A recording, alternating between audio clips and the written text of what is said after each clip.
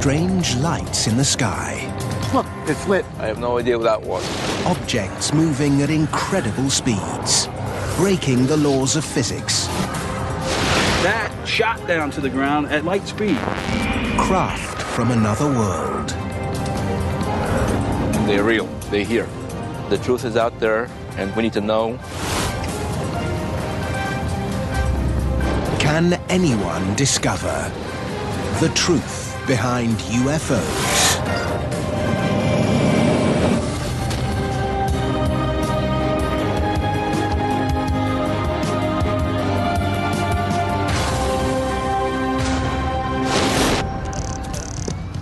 January, 8 p.m., Winsted, Connecticut.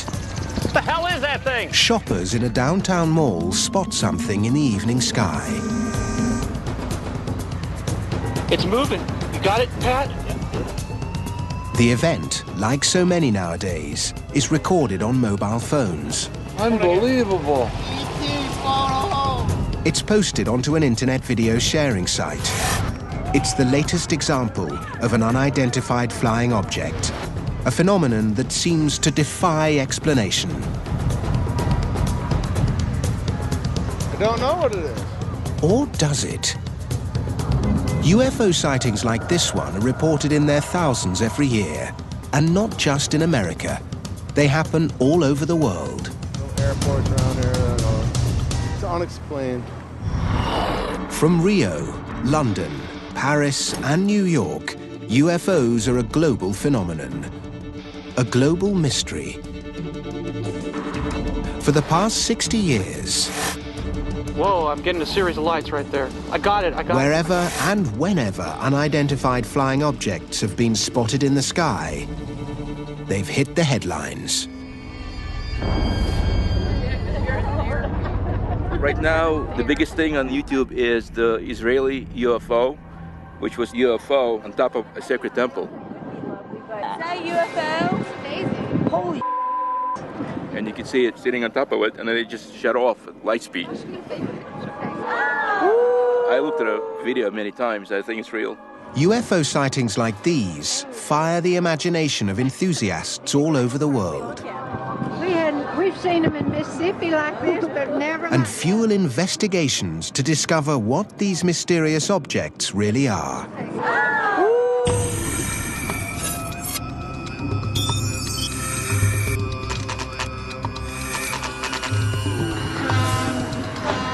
In Rachel, Nevada, a small group of men and women who hunt down the clues to help identify strange objects in the sky are gathering. Leader of the pack is Alex Podovich.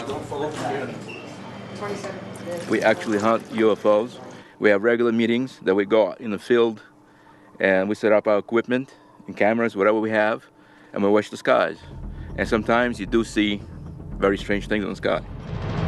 Unusual objects in the sky like this are what these guys spend hours analyzing. A UFO is something that you cannot identify. It could be our own, or it could be alien. It's just an object in the sky that you can't tell for sure what it is. You know, a lot of people associate it with the alien craft, but it's not true. It could be anything in the sky. That's what the term means. It's just a phenomena that does not go away. It's kind of like a snowball, and it just gets bigger and bigger. And it's very enjoyable. Pat Travis knows all about UFOs. She's the owner of the Little Ailey Inn in the Nevada desert, the unofficial capital of ufology. It's a mecca for UFO hunters for a good reason. There has been a lot of sightings of craft, of phenomena that no one can explain.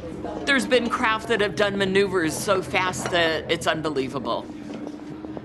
I believe that we cannot be the only beings in this entire magnificent universe. It has to be more. I will always believe that. She thinks UFOs are alien, a view held by some who investigate sightings. First of all, they're real. They're here. And the truth is that they created us. We need to know, as a human race, where we came from, what our origins are. Discovering the truth has been the focus of ufologists for decades, but it's not easy. UFOs are not something called up on demand.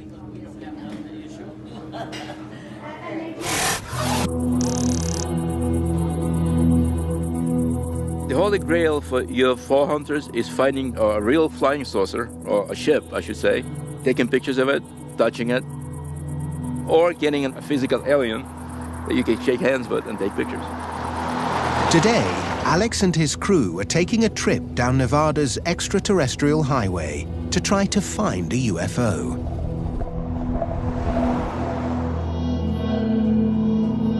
It is always an excitement to go out on a hunt.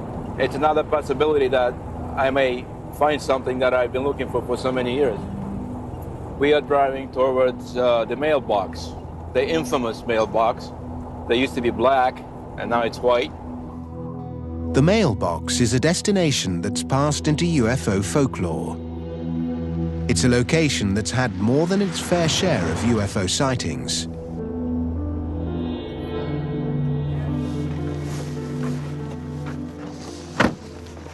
This is the famous mailbox, the white mailbox. And these are the UFO hunters. They'll be with us here tonight. Hopefully we'll find something up in the sky. You guys need any help?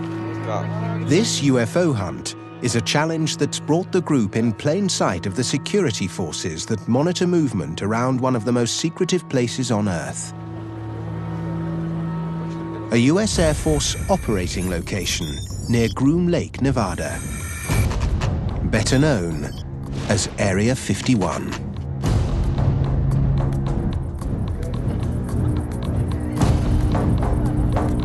I can see a tower up on the hill, up on the mountain, and it's probably a radar out there also. Behind that ridge is the installation, and about 9 miles south of it is S4. That's where supposedly all the alien craft is being flown. It's right there. We're probably being watched right now from that tower. They know we're here, and they may show up later at night to see what we're taping. They usually do that if they see people with cameras. They'll come out and investigate what's going on. According to ufologists, this is the place where the government keeps its flying saucers.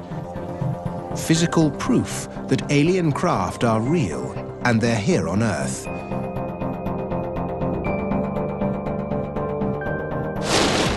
The incredible claim made headlines in the late 1980s, thanks to this man. I'm Bob Lazar. In 1988, physicist Bob Lazar told friends he'd seen flying saucers when he was working on a top-secret project at Area 51. There is physical evidence which proves that there is life elsewhere. Bob's job was to see if he could reverse engineer this propulsion system. Now remember, this is the... John Lear's been a friend of Lazar's for over 20 years. He was one of the first he told about seeing America's flying saucers. I met Bob Lazar in 1988, and the first thing he said to me is, "I saw a disc today." And I'm sitting here writing, and I said, "What?" He said, "I saw a disc today." And I said, "Theirs or ours?" He said, "Theirs." But that vehicle is a disc, which is generally referred to as a flying saucer. And he told me that when he first saw it, there was an American flag on it, and he thought, well, this explains everything. We've got saucers, it's ours, we developed it. That's where all those rumors are coming from. But then he got to see inside of it, and there was little teeny seats, which were just about this big. And that's when it became all too clear to him that this was an alien craft. The admission by an Area 51 insider caused a media storm. Flying saucers were real and being hidden by the government. What they do is pump protons into the 115.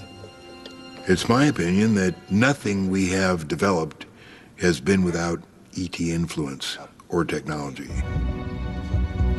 If UFOs and flying saucers are real and being kept in secret bases in the Nevada desert, it begs a series of questions.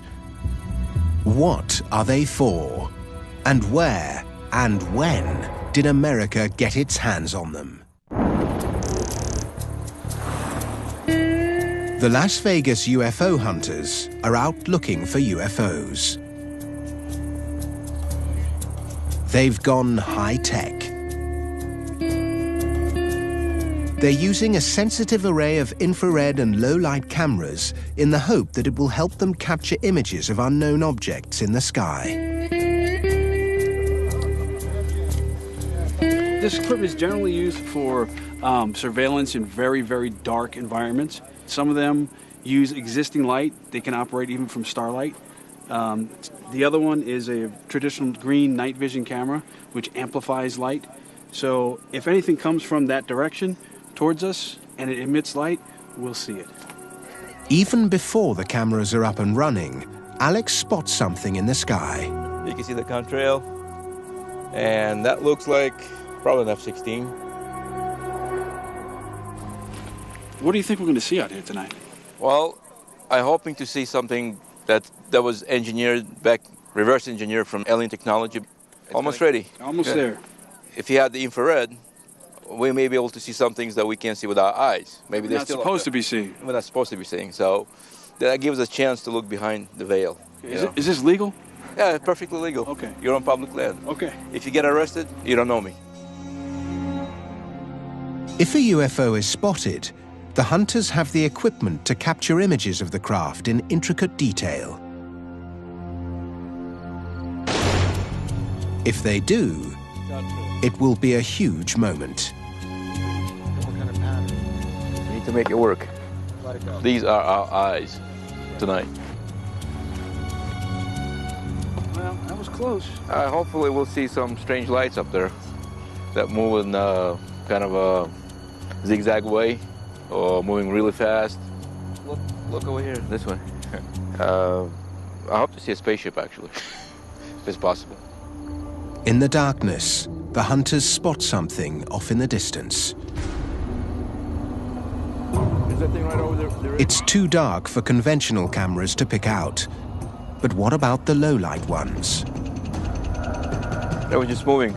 It disappeared. Dropped like a stone right over there. Oh, it was a big light. Oh, that was beautiful. Look, it's lit. Right there, right He there. lit. You see him? He's orangey red. 1 o'clock. Has the infrared and low-light camera rig captured it? Okay. Now this just happened. Right above the 2, you'll see on our third camera, a light comes up. And then right here is another one.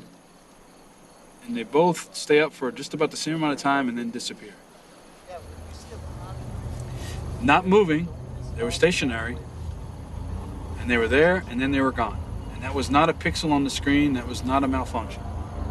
They've spotted something, but they don't know what it is. They hope it could be a flying saucer they believe America keeps hidden away in the desert. It's a notion that's deeply established within UFO circles. A theory that began with the greatest and most controversial flying saucer incident of them all.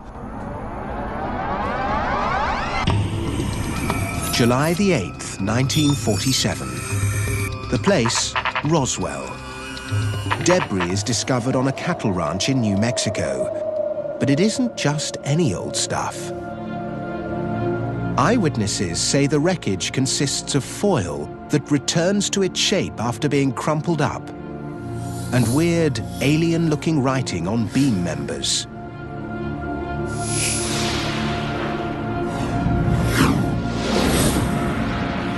A UFO legend is born. But in a U-turn 24 hours later, Roswell's flying saucer is claimed to be a weather balloon, and a controversy has raged ever since.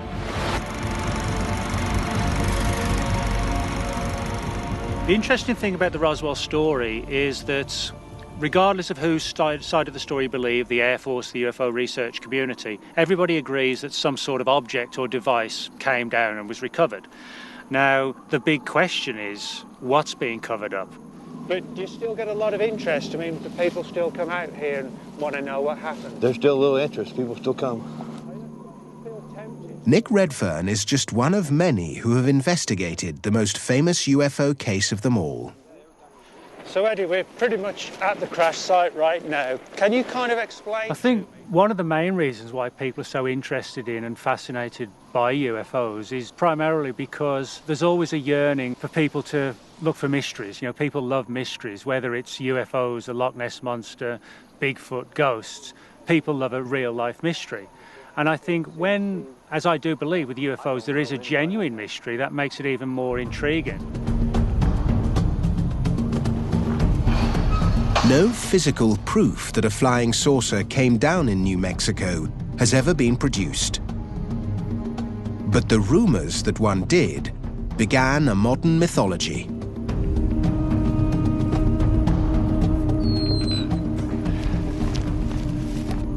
So, Eddie, this is really where all the evidence was brought. What happened was that when flying saucer sightings began in '47, it was something totally new. Never been seen before, so people were fascinated by it.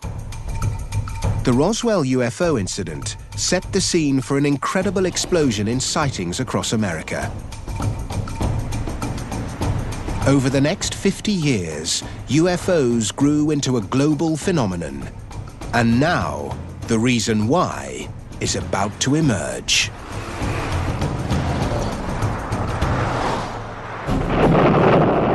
The late 1940s marks the start of America's fascination with UFOs. An obsession that coincided with its Cold War with the Soviet Union.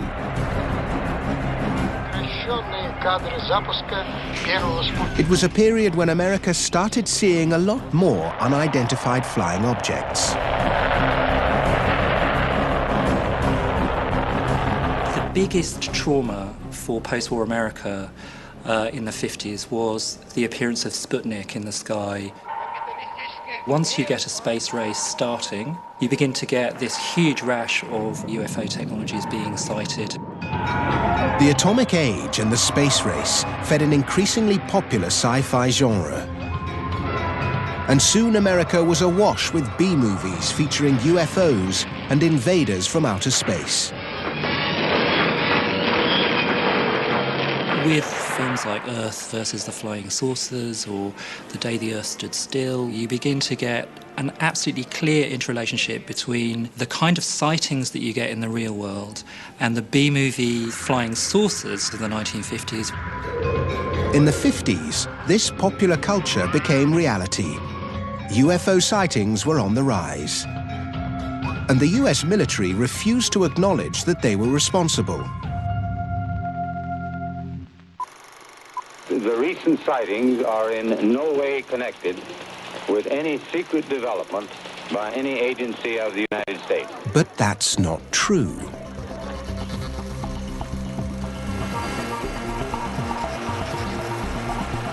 Back in the 1950s, the Air Force, there's no doubt, was working on projects to try and build circular-shaped aircraft. One of these was known as the Avro car. You know, it looked pretty cool, like this silver, shiny, flying saucer. At the height of the Cold War, both the Soviets and Americans were building experimental machines they hoped could win global supremacy. America's Avro car was one such experiment. It's a very sexy-looking machine with a bubble dome. Never went higher than a couple feet off the ground, despite having about 3,000 horsepower. The Avro car inspired Paul Moller, an engineer, to build his own version of a flying saucer.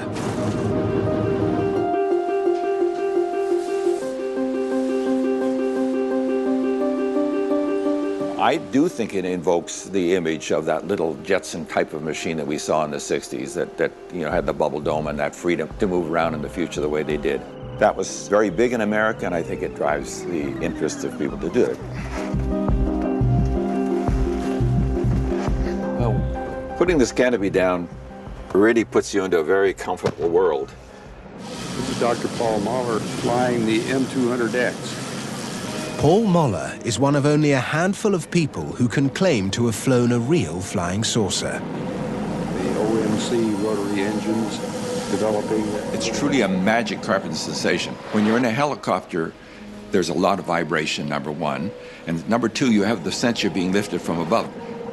This machine here is absolutely no vibration. The rotary engine is like a sewing machine engine. The power comes from below you. And it's a totally different sensation, not supported by anything that you sense. It's really amazing. It's absolutely magic carpet sensation. But in a time before widespread use of computer-assisted stabilization, these cumbersome craft carried considerable risk. Start up! The problem on Earth is the aerodynamics. The air flowing around the vehicle generates a lift configuration, which is destabilizing. Now, you can put a big tail on it, of course, and that'll make it aerodynamically stable, but what is that? It's kind of a funny machine, round machine with a big fat tail on it. Doesn't make sense. So, artificial stabilization. When you're not dealing with the atmosphere, when you're outside of the atmosphere, of course, round is the perfect shape. Structurally, it does everything you want. It has all the right things. We just got to get rid of the atmosphere. From an engineering point of view, America's attempts to build a fully operational flying saucer in the 1950s and 60s failed. The project's success was in its propaganda value. America's UFOs were a weapon of sorts. I think one of the bigger issues relative to UFOs is the realization on the part of the military that, hey, you know, this is a phenomenon we can actually use to our advantage. If you imagine at the height of the Cold War, you subtly release information to the Kremlin that, hey, we've got a crash flying saucer, and we've actually begun to understand how and why it flies. That could actually spook the enemy. America's UFOs were propaganda tools. Never a serious military threat, their primary purpose was to mislead foreign intelligence. It acts as a good cover. The deep military projects to build highly advanced aircraft and platforms gets buried amongst a huge mass of stories of back engineering and super secret X-Files type conspiracies. And while we're all running around following them, the real military secrets gets hidden. We now know that rumors which claimed the US was developing its own UFOs were intended to hide something else. But what? Maybe the Las Vegas UFO hunters can help find the answer. They've recorded an unidentified flying object on their equipment. Now they need to discover what it is. Yeah, it's freaking out.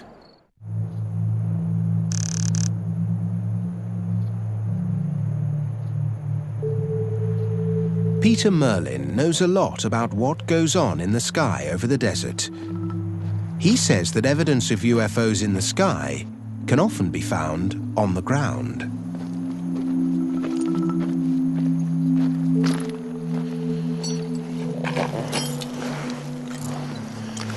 One of the things people see around Area 51 are strange configurations of lights in the sky, glowing golden orbs, things like that.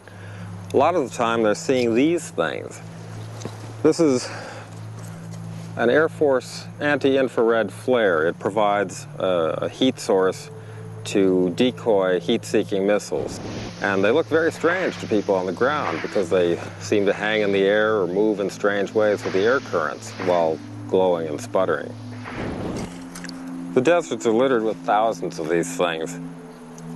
These account for a lot of the unusual light sightings in the night sky over Nevada. But Las Vegas's finest don't buy that explanation of what they've seen. They think it doesn't fit. It moved. That light moved. It's blinking right there. Yeah, I see it. Yeah, it's on and just faded out. You know, there's a lot of military aircraft up there right now. They're doing the exercises and they're dropping flares. But don't flares fall down? That one did look like it fell, but it was, flares float down. That's the nature of flares, is so it illuminates an area. They float like this. That shot down to the ground at like light speed. I have no idea what that was. Look at it again. Look at that light, how it moves. It's coming back. I'm gonna rewind it right here. It's right here. I am freaking out. Nothing moves like that. That's strange. So it's sort of half imagination. What the hell was that? Was that a bomb? Probably. You sure? Yes, I think they're targeting your car, your vehicle. That's not funny, dude. The experienced UFO hunters are stumped. They've spotted an unidentified flying object over Area 51. But people like John Lear aren't surprised by sightings like these. They maintain there's a simple explanation. There is nothing that we have developed that hasn't been influenced by ET. They've given us everything. From Roswell, we developed such things as transistors, fiber optics, and things like that. Have the UFO hunters seen one of the reversed engineered UFOs Bob Lazar talked about in the late 1980s?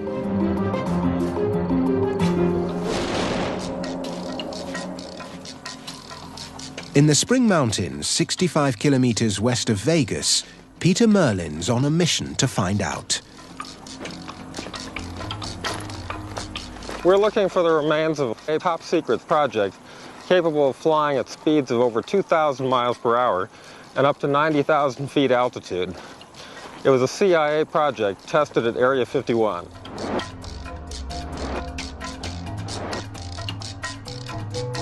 The question is, was this project based around UFO technology? They looked like craft from other worlds, so one could be forgiven for thinking, wow, that's a UFO. Because if you've never seen something like that, then it most definitely is an unidentified flying object.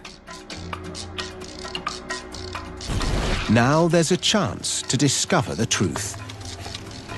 In 1967, one of these ultra-secret prototypes crashed here in the Spring Mountains. Conventional wisdom would be that these sites would be completely cleaned up. I've talked to people who worked on the cleanup crews, and almost universally, they told me, don't even bother looking because the government cleaned up every trace. But when I go to these sites, I find that there's always something left. That is a pretty decent-sized piece of titanium. And there's a little bit of black paint on the outer surface. The airplane was painted black. This is part of a radar-absorbent structure, so this would have been one of the most secret components of the airplane. So it seems like it would be surprising to find pieces of it out here after they cleaned it up, but yet the desert is littered with it. Peter Merlin has found pieces of the most sensitive military secret of the 20th century.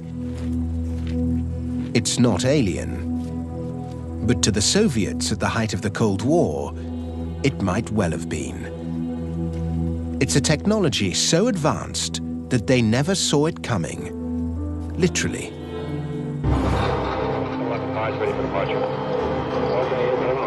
America's stealth aircraft, introduced in the 1980s, changed the rules of aerial warfare.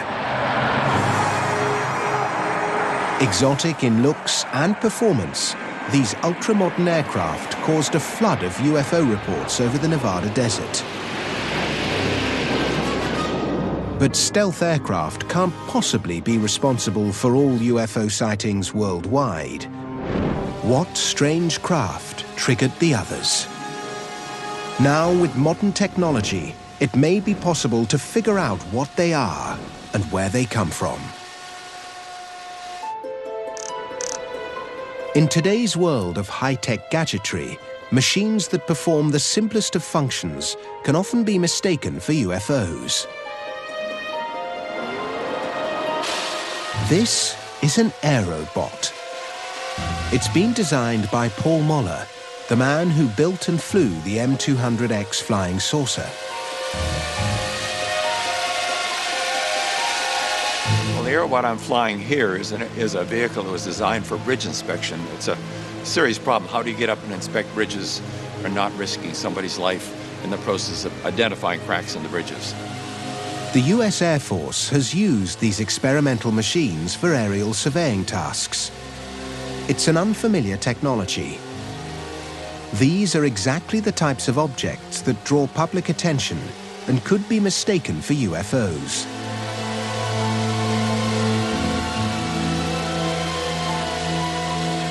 It's amazing. A lot of times we do not announce a flight of any of the things we're doing, but 5 o'clock in the morning, we started up and there's a crowd already here. It's almost like there's some magical communication out there. Everybody wants to see it fly.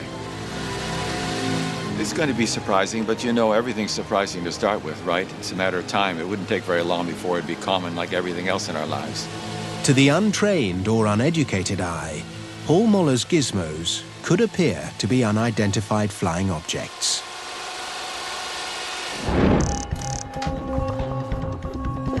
But figuring out what it is that people really see in the sky when they report a UFO is the job of this man.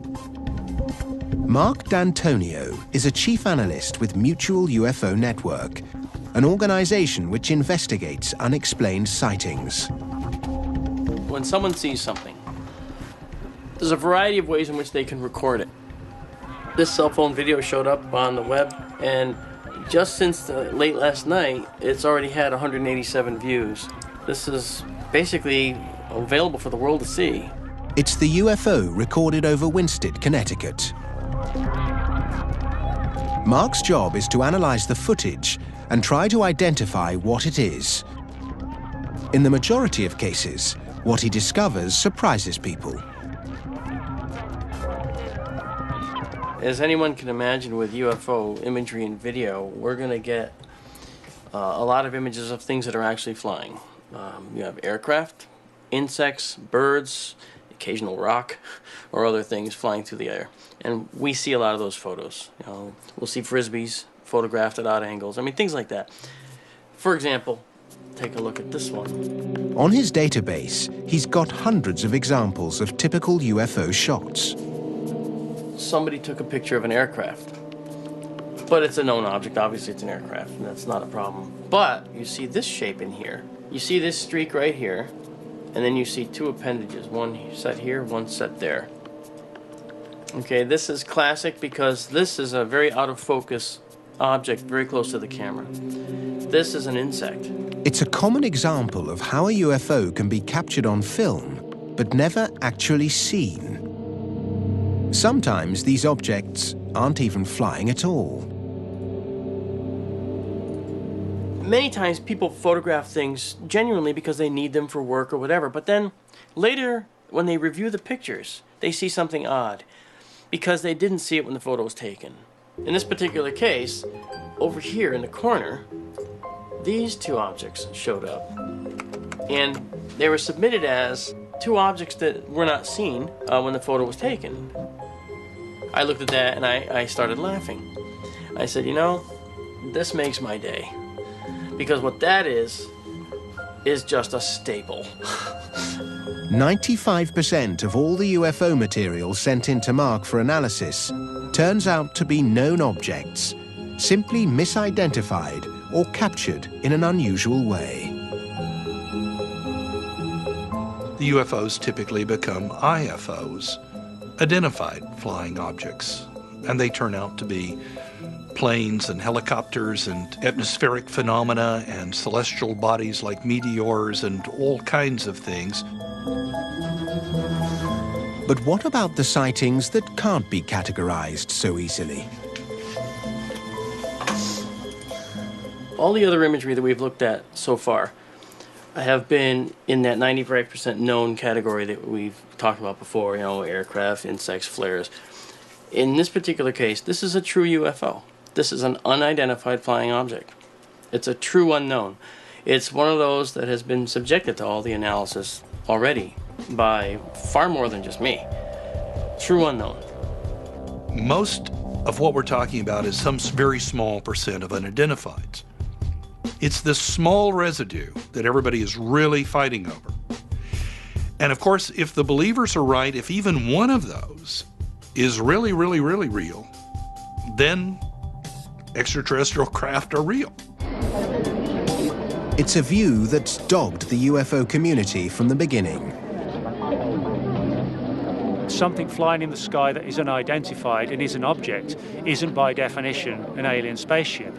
There's no reason why in 2011, if somebody sees a circular craft in the sky, that has to be built by aliens. And here's proof. Winsted, Connecticut. Spectators in a dimly lit car park spot a strange object in the sky over a Stop and Shop mall.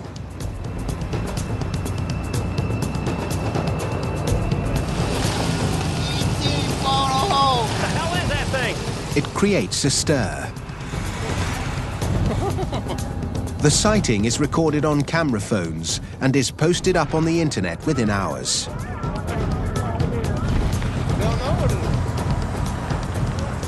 It's been spotted where there are no reports of any air traffic. There are no blimps or advertising craft in the vicinity. To all present, it's an unidentified flying object. Unbelievable. The problem is that as the technology advances, it becomes easier and easier to hoax things that look really good. Whereas, say, 30, 40 years ago, a good UFO photograph may actually have been a real UFO photograph because it was hard to fake. Today, you know, a really good UFO could be some spotty 16-year-old teenager in his mum's spare bedroom putting together a piece of footage, putting it on the internet and laughing at all these wide-eyed UFO researchers. 50 seconds. Okay, coming in. This UFO is a hoax. Good. Connecticut's latest flying saucer sighting started life in a basement workshop a little over 24 hours before. Okay, lights. Good, there we go. One there. It's an experiment thought up for this investigation by MUFON analyst Mark D'Antonio. There's so much available off-the-shelf technology that allows you to put together a craft in no time at all that people can misidentify. It makes our job very difficult in trying to discern what's real, what's not, because the unknowns are out there, and that's what we're after. But this isn't a case of the gamekeeper turning poacher. Mark D'Antonio is on a mission. It's this guy. I think it's really critical that people understand what types of things they are seeing in the sky, whether it's a meteor or it's a four-bladed quadcopter with lights. There's thousands of these out there now, thousands.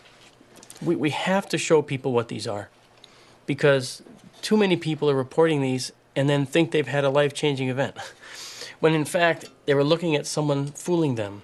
We want to raise that public awareness. That's very important. And we want to expose the hoaxers for who they are and show with this how that works. It's pretty neat. All right, here we go. Okay. The Winsted UFO sighting has been explained. It's one of the 95% that are. But what about the 5% that remain unidentified? Doug Wilson is at the sharp end of UFO sightings. He's a field operative for MUFON. With 30 years of experience as an investigator, I can usually tell within a few minutes of an interview what the chances are that I'm looking at a planet, an aircraft, or what have you, regardless of how adamant the witness might say this was not an airplane. Do we have a case where you can honestly say I've exhausted everything and yet I don't know what it was? It happens. In such cases, Doug knows why a lot of people instinctively make the link to outer space. I think people do feel the need to have an explanation for everything. We've got Star Wars, Star Trek, any number of science fiction that people look at and they think automatically outside of the Earth. And so if you don't give them an answer, they will come up with one on their own, and frequently it is extraterrestrial. Blockbuster movies and hit TV shows may have kept our appetite for UFOs alive, but it's been the lack of disclosure and sightings that defy explanation that really fuel our search for answers.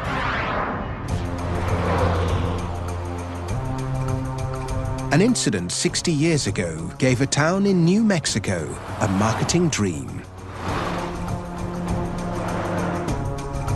and gave birth to an industry that cashes in on man's fascination for the unknown.